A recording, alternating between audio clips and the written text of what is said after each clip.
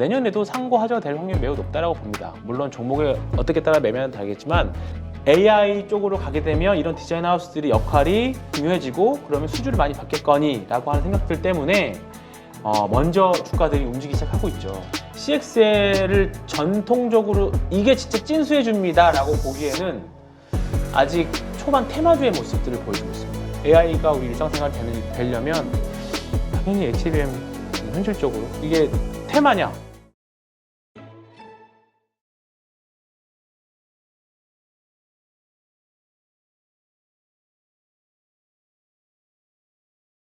자, 이제 한 2달 정도는 시장이 좀 좋을 것이다 이렇게 좀 예상을 네. 하셨는데 그래도 혹시나 그런 어떤 좋은 흐름에 영향을 줄 만한 변수는 없을까? 이런 리스크 요인도 한번 좀 검토를 해봐야겠죠. 있습니다. 있고 이제 이것도 통계에 보면 금리가 고금리를 유지하는 기간이 이제 금리의 고점을 찍고 고금리를 유지하는 게 평균 8개월이거든요. 근데 이제 올해 9월부터라고 하면 내년 한 여름쯤입니다. 한 5월 정도 전후가 되는데 그때까지가 가장 주식 매매하기 좋아요. 오히려 금리 인하를 하게 되면 이제 뒤따라오는 단어가 경기 침체. 경기 침체가 예상이 되니까 우리가 금리 인상할 때도 그랬잖아요. 경기가 좋아지는 거 아니야. 좋아지니까 금리를 올려도 경기가 버텨내니까 금리를 올리는 거다. 그랬는데 이게 원래 중립이 2.75였는데 생각보다 빠른 인플레 때문에 우리가 5%대를 본 거잖아요. 그렇다 보니까 3% 넘어가면서부터 우리가 주식시장에서 자산시장에서 힘들었던 것처럼 반대로 금리 인하에 대한 시그널들이 나올 때 지금은 굉장히 좋고 오히려 금리 인하를 하게 되면 이제 그때부터 나오는 지표들을 보기 시작하겠죠. 이제 정말 경기가 안 좋으니까 금리 인하하는구나. 인플레는 인플레고 인플레 잡힌 건 잡히는 거고 이제 그러면 진짜 실제 경기를 우려해야 되는구나 라고 하는 시점이 나올 게 아마 첫 번째 금리 인하일 겁니다. 그렇게 되면 결국은 내년 상반기가 주식시장으로 해볼 만한 결국 우리나라 주식시장 또 상저하고가 될 것 같아요. 올해도 상고 하저였잖아요. 내년에도 상고 하저가 될 확률이 매우 높다고 봅니다. 물론 종목에 어떻게 따라 매매는 다르겠지만 매매하기 편한 관점으로 본다라고 하면 상고 하저가 될 확률이 높다고 생각하는데 이제 그 중에서 종목들을 이제 보기 시작해야죠. 지금 뭐 종목 사실 많이 올라서 이걸 어떻게 사느냐라고 하는데 그래도 해야 됩니다. 이게 그래도 해야 돼요. 지금 미국 시장도 그렇고 이게 좀 고점 아닐까에 대한 고민이 네. 좀 있어요. 네. 이러다 갑자기 푹 꺼지면 네. 이것도 우리 물려가지고 또 네. 2년 고생했듯이. 그렇죠. 근데 그렇게 보기에는 하이닉스와 삼성전자가 아직 오른 게 많이 없습니다. 아직 실적 발표한 것도 아니고 아직은 저는 하이닉스 같은 경우에는 과거에는 2배 반 올랐거든요. 과거 사이클에서. 근데 지금 9만 원부터라고 하면 사실 18만 원까지 가도 아직 4, 5만 원 정도 룸이 남았는데 전고점까지 간다고 하더라고요. 그리고 더군다나 이제 HBM이 본격적으로 매출에 잡힐 거고 낸드나 디램들도 내년부터 도와질 건데 그렇게 된다라고 하면 이게 충분히 지수는 더 올라갈 수 있겠죠. 근데 문제는 그거죠. 지수는 올라가는 내 종목이 안 갈까 봐. 그래서 대형주는 좀 가지고 계셨으면 좋겠다. 만약에 변동성이 나오더라도 결국은 계좌 방어하는 건 대형주들이 방어를 해주기 때문에 그 관점을 보는 건데요. 지금 왜 HBM 얘기하다 갑자기 디램 얘기를 하냐 말씀드리는데 제가 요거를 하나 말씀드리겠습니다. 내년도에 AI가 어떻게 될 거로 예상을 하냐면 이게 제가 11월 26일 날 이제 제 고객님들한테 보냈던 자료인데요. 이제 이거는 이제 11월 말. 11월 말? 네, 11월 말인데 지금도 저는 투자 아이디어는 유효하다고 생각을 해요. 정말 오랫동안 쉬었던 이제 AD 테크놀로지 같은 이제 디자인 하우스와 관련된 내용입니다. 그 전에 이제 업황 이야기인데 우리가 예전에는 어느 하나의 칩을 만들 거면 팹리스라고 하는 반도체 설계 회사가 있었고 얘네들 설계 회사가 만드는 것들이 파운드리라고 이제 TSMC가 대표적이고 삼성 파운드리가 있죠. 여기다가 설계 도면을 주면 거기서 대량 생산을 하는 거였어요. 근데 옛날에는 파운드리에서 만드는 것들이 사실 그렇게 마진율이 높지 않았었습니다. 마진율이 높지 않았었는데 디자인 하우스는 이 중간에서 팹리스에서 만든 업체들을 대량으로 생산하게끔 이제 반도체를 재설계해주는 회사라고 보시면 되는데 그 대표적인 게 AD 테크놀로지나 그 다음에 최근에 좀 많이 올랐던 가온칩스나 칩스앤미디어 그 다음 최근에 성장한 에이식랜드 같은 경우에는 이제 TSMC 쪽으로 하는 회사입니다. 디자인 하우스인데 이게 왜 중요하냐면 이것도 결국 AI와 관련이 있습니다. 예전에는 그러니까 최근 몇 년 동안은 AI 반도체를 가지고 커피씨들이 엄청 학습을 했어요. 네. 학습을 해서 이것들을 이제 학습을 했는데 이것들을 이제 우리가 손안에 쉽게 말해 손안에 비서라는 얘기 하잖아요. 엣지 디바이스라고 하는 스마트폰, 뭐 자율주행차, 그 다음에 뭐 쫙 더 작게는 AI 스피커 같은 것들인 거죠. 이런 것들로 다 이제 AI 관련된 칩들이 들어갈 건데 예전에는 어떻게 했냐면 먼저 칩을 만들고 칩에서 구동이 가능한 소프트웨어를 만들었습니다. 근데 이제는 워낙에 AI가 커지고 추론 시장이 이제 가속화되면서 소프트웨어를 먼저 만들고 여기에 맞는 하드웨어를 만들어내라라고 오히려 요청하게 되는 거죠. 소프트웨어를 만드는 회사, 빅테크들 회사에서. 그러면 이 일을 해주는 게 결국은 각각의 소프트웨어들한테 맞게끔 칩을 만들어주는 게 결국은 디자인 하우스들입니다. 쉽게 말해서. 그래서 그 대표적인 게 진짜 오랜만에 나온 게 이제 AD 테크놀로지, 네. 삼성전자 쪽으로 하는, 그 다음에 최근에 많이 좋았던 가온칩스 같은 종목들, 이런 쪽이에요. 그래서 MPU, 그 다음에 CXL까지 이어지는 게 결국은 AI에 될 겁니다. 그래서 이걸 이제 A식 칩이라고 하는데, 내년에 뭐 이제 당연히 뭐 AD 테크놀로지 같은 경우에는 자, 한번 봐볼까요, 주가를? 많이 올랐어요. AD 테크놀로지. 지금 사실 신고가 가고 있습니다. 근데 그래요? 네, 신고가 가고 있는데 실적을 보면 이 주식을 어떻게 사가 돼요? 보시면 올해 내내가 적자였고요. 네, 내년부터 추정치도 사실 없어요. 없습니다. 근데 AI 쪽으로 가게 되면 이런 디자인 하우스들이 역할이 되고 역할이 중요해지고 그러면 수주를 많이 받겠거니라고 하는 생각들 때문에 먼저 주가들이 움직이기 시작하고 있죠. 가온칩스 같은 경우에도 주가가 먼저 세게 움직였고 얘는 추정치들이 있는데 보시면 내년에 거의 2배 영업이익 상승률이 나오고 있죠. 먼저 주가가 움직이고 있습니다. 그 다음에 칩스앤미디어 같은 주식들도 마찬가지고요. 그 다음에 최근에 성장한 에이식 랜드라고 있습니다. 이름부터가 그냥 에이식이라고 하는 에이식 TSMC 쪽입니다. 이런 주식인데 이거 어떻게 하냐라고 하지만 신고가거든요. 이런 주식이 더 세요. 가는 주식이 더 갈 겁니다. 그래서 내년에는 HBM과 관련된 주식, 그러니까 반도체 안에서도 많이 갈릴 겁니다. 예. 전통 HBM, 한미반도체 같은 주식들, STI 작년에 대장주였던 이 두 개 주식도 그렇고, 뭐 이스페타시스 이런 주식들도 그렇고, 그 다음에 이런 디자인 하우스들도 그렇고요. 그 다음에 얘네들을 돌리려면 또 안에서 돌리려면 기본적으로 하드웨어가 받쳐주려면 또 디램이 필요해요. 디램이 지금보다 한 1.5배에서 2배 정도 필요합니다. 그러려면 결국은 디램, 결국 하이닉스. 그렇죠. 그렇게 되는 거죠. 그렇기 때문에 이게 근데 숫자로 보여줬느냐? 숫자로 안 보여줬죠. 이제 기대감인 거죠. 기대감 올라가는 거죠. 근데 만약에 1분기 실적, 4분기 실적이나 1분기 실적에서 조금의 우리가 예상하는 대로만 나와주면 그 탄력은 분명히 한 번 더 치고 갈 확률이 높습니다. 근데 이런 대형주가 한 번 탄력을 이렇게 받는다는 거는 외국인들이 산다는 거는 그런 자신 없이 못 사거든요, 사실. 거의 1년 반에서 2년 정도의 관성으로 밀고 나가는 시장이기 때문에 그러면 내년에 반도체 상반기에 괜찮지 않을까.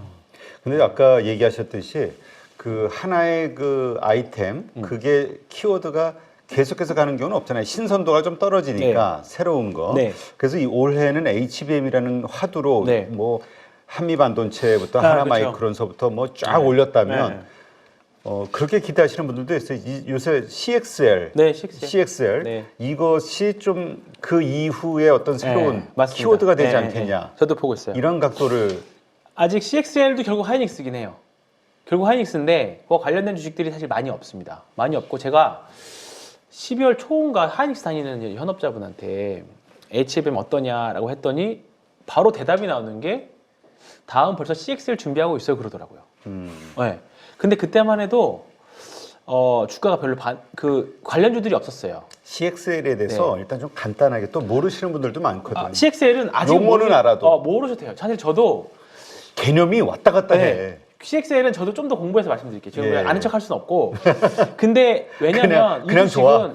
아니 그래서 지금은 테마라고 보는 겁니다. 네. 그래서 왜냐면 아직은 CXL을 전통적으로 이게 진짜 찐수해 줍니다라고 보기에는 아직 초반 테마주의 모습들을 보여주고 있습니다. 이게 그 퀄리타스 반도체가 스위치 만든다고 해서 CX와 관련된 스위치 만든다고 해서 저도 나름 막 읽었는데 HBM처럼 한 방에 빡 오진 않더라고요. 퀄리타스 반도체. 그 다음에 최근에 생각한 파도 있죠, 파도. 네. 파도도 CXL 관련주. 그 컨트롤러. 아니 근데 컨트롤러가 아니라 뭐 미국의 자회사가 있는데 그 자회사가 네. 이쪽 CXL 네. 관련해서. 네, 맞습니다. 그러니까 그냥 가져다 붙이기 좋으니까 그러니까 지금. 근데 도대체 뭘 만드는 회사인지는 모르겠어. 그래서 지금은 테마예요. 그러니까 CXL이 분명히 언젠가 HBM처럼 되긴 할 거예요. HBM도 SK 하이닉스 만든 지 10년 전에 만들었던 기술이거든요. 근데 이게 AI와 맞물리면서 AI에 어울리는 반도체가 HBM이고 HBM도 AI가 점 더 진화해서 HBM이 소화를 다 못 시킬 정도까지 가면 이제 CXL 쓰겠다는 거거든요. 그러려면 아직 HBM이 성숙 시장은 아니거든요. 아직은. 왜냐면 우리가 아직 인공지능이라고 해봤자 우리 개인 투자자들이 인공지능이라고 해봤자 사실 챗 GPT 정도 말고는 사실 별로 아는 게 없잖아요. 우리 일상생활 아직 깊이 들어오지 않았어요. 내년부터는 우리가 갖고 있는 핸드폰에 인공지능과 AI와 관련된 뭔가 소프트웨어들이 하나둘씩 이제 보일 건데 네이버에서도 만들고 삼성전자에서도 만들고 이제 이거와 관련된 경쟁들이 막 있다라고 하잖아요. 그러려면 이게 뭔가 성숙된 아직 아이템은 아니라는 거죠. AI가. 그 얘기는 이게 테마성이라는 건 사실 이렇게 사람들의 관심과 수급이 네. 쏠렸을 때 확 슈팅이 나오지만 또 지나면은 관심이 줄어들면은 다시 또 원위치가 않은 어떤 그렇죠. 흐름이 나오잖아요. 네, 네. 그럼 지금 CXL 관련주들은 다시 이렇게 좀 슈팅이 나왔다가 빠질 가능성이 크다라고 봐야겠네요. 네. 이미 CXL 12월 초 이 둘째 주인가 그때 한번 일주일 정도 바짝 했다가 지금 다시 또 잠잠해졌잖아요. 전형적인 테마주 양상인데 이런 테마주는 보셔도 돼요. 이런 테마주는 물리더라도 만약에 CXL이 방향성이 맞다라고 제가 생각하는데 방향성이 맞다라고 하면 기다리면 언젠가는 와줄 겁니다. 시간은 모르지만. 근데 테마주 중에서 정말 허무맹랑한 테마주들 있잖아요. 그런 테마주는 사실 조심해야죠. 근데 이거는 기술의 방향이 반도체의 진화 방향이 이제 전통 D램 낸드에서 HBM 왔다가 CXL로 간다라고 하면 이런 주식들은 언젠가 현실화될 때 이제 기술의 발전에 따라서 현실화 양상이 되겠죠. 전기차 10년 걸렸고 HBM도 10년 걸렸고 CXL은 사실 얼마 걸릴지 모르고 그런 거잖아요. 그런 것처럼 생각보다 기술 발전 속도가 빨라서 CXL을 더 빨리 도입하겠다. 뭔가 가시적인 성과가 나오고 투자자들이 동의를 했다라고 하면 테마주가 아니라 성장주가 언젠가 되겠죠. 그러면 10년 전에는 2차전지 주식들 중에서 에코프로는 없었습니다. 근데 지금 에코프로나 에코프로 BM이 대표적인 성장 2차전지 관련 주식이 된 것처럼 또 시간이 지나고 나면 CXL과 관련된 진짜 수혜주가 나올 거예요. 그때 해도 늦지 않아요. 네. 그래서 CXL은 트레이딩 쪽으로 괜찮은데 저는 뭐 이거를 지금 장기 투자처럼. 장기 투자 10년 CXL에도 확신 지금 있어요? 없잖아요. 그렇죠. 없습니다. 그 가운데 또 기술의 변화가 그렇죠. 어떻게 나올지 어떻게 모르지. 모르니까. 근데 지금은 아직은 테마성이 강하기 때문에 아직 조금 이른 것 같아요. 그래서 트레이딩용 정도 보고 내년에는 반도체와 춤을 한번 쳐보자. 네. 자, 그렇다면 앞으로 우리가 좀 주목해야 되는 종목. 네. 우리가 좀 뭐 이렇게 넓게 퍼뜨리는 것보다 네. 좀 압축을 해서 그렇습니다. 네. 어떤 거를 좀 집중적으로 공부해서 수익을 좀 올리는데 크게 도움이 될 수 있을까? 앞으로 2달간. 2달간 상승할 거라고 본다면. 네. 일단은 반도체 쪽에서 12월 달 전형적으로 안 올랐던 종목들이 있어요. 전형적으로 안 올랐던 종목들. 대표적으로 반도체가 좋아지면 좋아지는 게 삼성전기거든요. 삼성전기는 이제 올라갔다가 좀 쉬는 국면인데 삼성전기가 가면 같이 움직이는 게 두 개가 더 있죠. 코리아 서키트랑 심텍. 뭐 대덕전자도 있긴 하지만 좀 거래량이 적어서 빼고. 근데 코리아 서키트가 이게 CXL 이슈로 먼저 혼자서 가버렸습니다. 네, 먼저 움직였다 쉬고 있어요. 근데 이것도 기판 관련 주식이거든요. 그래서 이 주식이 정말 변동폭이 엄청나긴 합니다. 요즘에. 근데 원래는 이제 기판으로 움직일 수 있는 주식이라서 이 주식도 관심 가지면 보면 되겠고 편한 주식들은 심텍이나 삼성전기 저는 좋을 것 같아요. 좋을 것 같고 그 다음에 전통 HBM과 관련돼서는 종목이 굉장히 많기는 한데 전통적으로 지금 센 돈 주식이 계속 셀 겁니다. 테크윙, 테크윙. 그 다음에 오늘 좋았던 제우스. 그 다음에 시가업체 1위인 PSK 홀딩스 말고요. PSK. 예, PSK도 괜찮고요. 그 다음에 PSK 홀딩스가 제가 오늘은 못 봤는데. 무슨 차이가 있어요? K하고 홀딩스하고. PSK는 시가업체입니다. 전통 D램에서 시가 글로벌 1위 회사고요. PSK 홀딩스는 HBM과 관련된 회사인데 사업 내용 까먹었습니다. 솔직히 잘 모르겠어요. 저도 관심이 좀 멀어져가지고. 그다음에 PSK만 기억하자. 네, 지금 당장은 시가업체. 지금 당장. 네, 그다음에 STI 있죠. STI. STI도 조기를 두꺼운 선, 요 선을 좀 넘어가주면 이게 20선이긴 한데요. 이게 되게 진하게 표시되어 있네요. 여기가 넘어가주면 오히려 지금 사기보다는 아예 추세를 만들어내고 사는 게 좋거든요. 근데 사실 지금 우리가 대시세라고 보기에는 바닥에서 2배에서 3배 정도밖에 안 올랐어요, 사실. 근데 다른 주식들 뭐 5배, 10배 오른 거 수두룩한데 그거에 비하면 저는 지금도 해볼 만하다.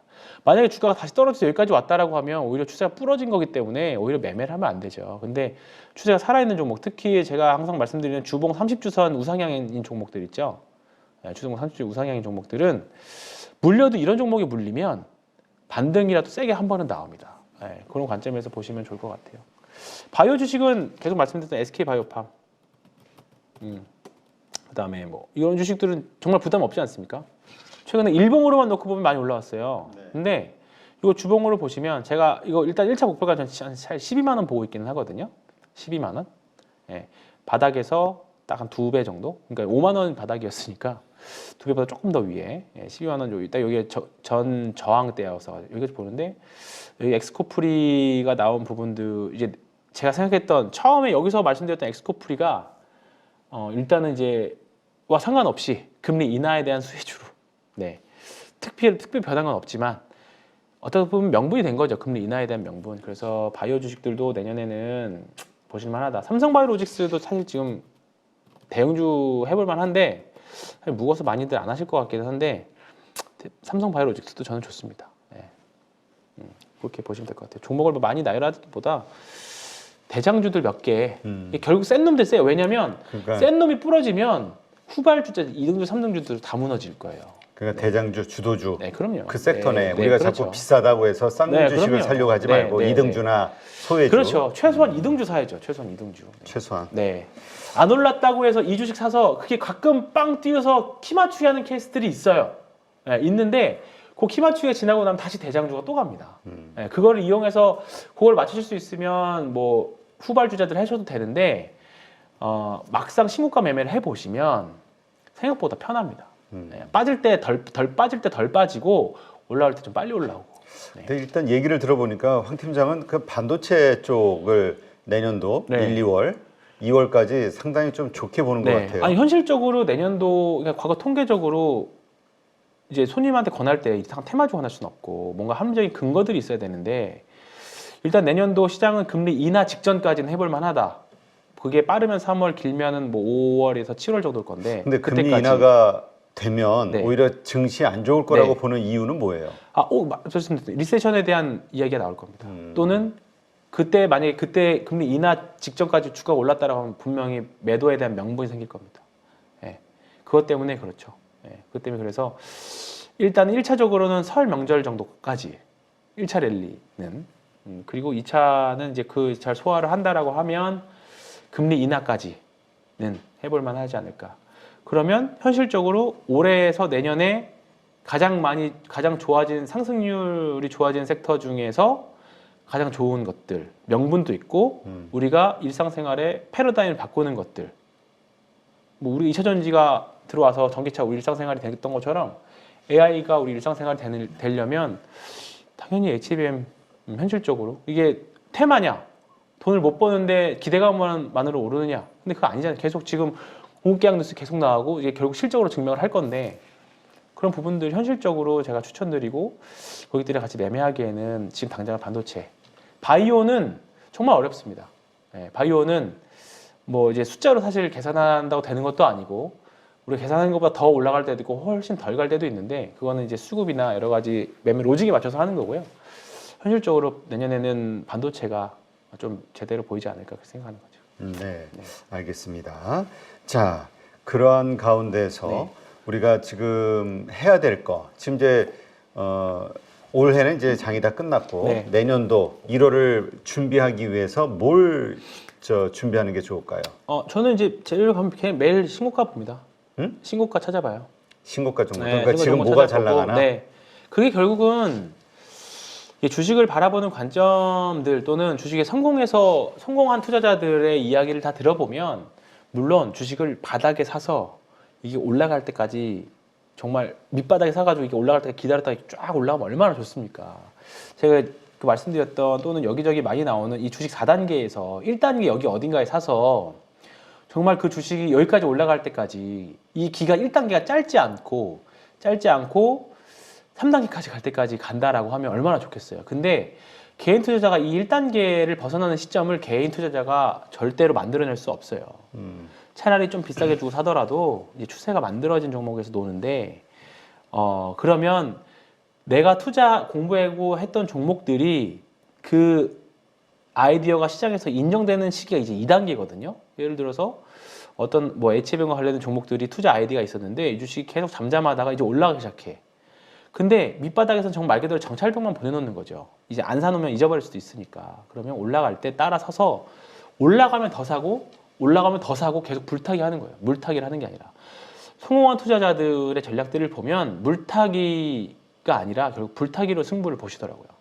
그러니까 왜냐하면 이게 불타기를 못하는 이유 중에 하나가 내가 이 주식을 사서 100% 한번 찍어보고 싶어. 근데 10% 사서 한 주 더 사면 수익률이 줄어들잖아요. 그렇죠. 근데 그 수익률에 너무 의존하지 마시고요. 결국 중요한 건 수익금이잖아요. 내가 얼만큼의 돈을 버느냐. 어디 인증할 생각 이런 것보다 수익금, 돈을 버는 게 더 중요하니까 저는 물타기보다는 불타기. 그러니까 왜냐하면 내가 사서 올라간다는 거는 내가 생각했던 방향이 맞는다는 거잖아요. 맞는 방향에 더 사는 거죠. 또는 근데 만약에 사서 내린다라는 거는 이게 분할 매수의 관점일 수도 있긴 하겠지만 저는 사실 분할 매수보다는 한번 사서 내려오면 다시 내가 한 매수 가격까지 올라올 때까지는 잘 안 삽니다. 더 추가 매수하죠. 왜냐하면 있는 것만 왜냐면 내가 투자 아이디어 틀릴 수도 있죠. 물론 분할 매수했는데 다시 올라가면 얼마나 쾌감이 좋겠습니까? 근데 제 경험상 계좌를 망치는 거 그런 주식들이 여기선 바닥에 반등 주겠지 하고 예상하고 샀는데 그게 더 내려간다. 그러면 이게 사람이 심리적으로 계속 물타기를 할 수밖에 없어요. 네. 근데 그러면 계속 계좌가 돈도 묶이고 계좌도 계속 그 자리. 그래서 본전치기해서 결국 나오잖아요. 그렇게 되기 때문에 물타기보다는 저는 항상 애드업 전략, 피라미드 전략을 항상 추천드립니다. 그래서 2단계에 있는 것들. 그러면 결국 우리가 해야 될 일은 일단 신고가하는 것들. 50주 신고가 너무 무섭다라고 하면 일단 4주 신고가, 한 달짜리 신고가부터 찾아보시면 아 얘가 이래서 올랐고 최근에 상한가 가는 종목들 보면 상한가 가는 종목들이 조금 쉴 수는 있지만 더 가는 종목도 수두룩하거든요. 네. 예를 들어서 최근에 상한가 많이 갔던 게 뭐가 있을까요? 뭐 코리아 서킷만 봐도요. 여기서 많이 올랐다 생각했지만 사실 그 이후로 더 가기도 했었고 얘는 뭐 사실 뭐 테마 좀 예를 들어보는 건 좀 그렇고 최근에 제가 불타기했던 게 SK 바이오팜이기는 해요. 예. 이런 자리에서 더 뚫고 올라갔을 때 여기서 사실 더 사고 그저께도 좀 더 사고 그랬었거든요. 근데 지금 시장 자체가 예탁금도 늘고 이제 좀 자신감이 슬슬 붙기 시작하는데 여전히 주식을 사자라고 말씀드리면 여전히 반신반의들 하세요. 이 시장에 아직 자신은 없습니다. 근데 만약에 여기서 시장이 더 치고 올라간다. 그러면 그때쯤이 정말 환희의 박수 치고 떠나야 될 수도 있습니다. 그렇기 때문에 일단은 뭐 제가 추세 추종하는 방법이 바뀌지는 않겠지만 불타기에 대한 또는 이제 불타기 전략. 물론 앞으로 2달간. 네, 그게 낫습니다. 조금만 사보고 올라가면 왜냐면 내가 예를 들어 10,000원에 사서 11,000원이 됐어요. 근데 이거 2만 원이 목표일 거야. 그러면 11,000원에 못 살 이유가 뭐가 있어요? 그러잖아요. 네, 그러니까 그런 전략들 잘 활용해 보시면 좋겠습니다. 네. 하여튼 이 불타기 전략은 시장이 좋을 때 그렇죠. 하는 전략인데 당연한데 앞으로 2달간 상당히 좋을 것으로 보는 거군요. 네. 근데 이제 같이 따라다니면 무조건 리스크 관리예요. 불타기를 했다가 밀릴 수 있잖아요. 그럴 때는 그럴 때는 리스크 관리 당연히 해야 됩니다. 네, 모든 주식에서 수익을 내겠다. 그런 건 절대 안 되죠. 네. 그래도 확률적으로 그게 더 높다. 수익을 내게 할 수 있다. 통계적으로 그렇게 해서 큰 부를 이루신 분들은 다 그게 맞다. 네. 네, 알겠습니다. 네, 이렇게 해서 황유연 팀장과 다음 달이죠. 다음 달이라고 해봐야 며칠 안 남았습니다. 네, 다음 주 매매 전략, 그 다음에 투자 전략을 어떻게 세울 것인가 한번 여러 가지 관점에서 살펴봤고요. 투자하시는데 참고하시기 바랍니다. 오늘 이렇게 좋은 인사이트 고맙습니다. 네, 고맙습니다.